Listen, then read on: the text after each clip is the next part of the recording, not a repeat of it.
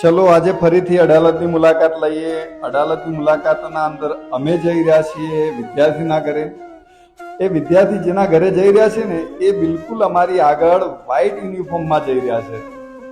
અને જુઓ, અમે એક સાથે એમના ઘરે પહોંચ્યા. એ સ્કૂલેથી ઘરે પહોંચ્યા અને અમે ક્લાસ ઉપરથી એમના ઘરે પહોંચ્યા.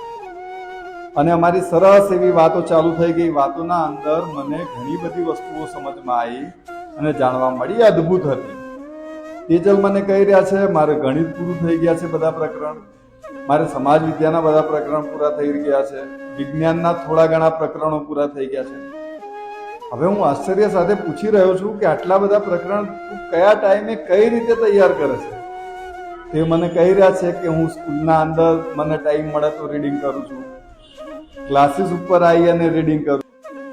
તો હું એને પૂછું છું કે એક રૂમમાં 5 સભ્યો રહેતા હોય અને જ્યારે આટલી અવ્યવસ્થાઓ હોય તો એ છતાંય આટલી મહેનત કેમ કરે છે?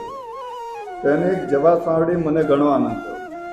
એ મને કહી રહ્યા છે કે બોર્ડમાં સર મારે નંબર લાવો છે. તો મિત્રો, જો આ પરિસ્થિતિના અંદર આ રીતે આટલું મોટું સપનું જો તેજલ જોઈ શકતી હોય તો આપણે પણ આ સપનું જોઈ શકીએ છીએ. આપણે પણ તેજલ જોડેથી પ્રેરણા લઈ શકીએ છીએ. અને હવે આ જ રીતની એક નવી પ્રેરણા સાથે આપણે નવા વિડીયોમાં મળીશું. Thank you very much. અસ્તુ. અમારી સાથે જોડાવા માટે નીચેના બટન ઉપર ક્લિક કરો.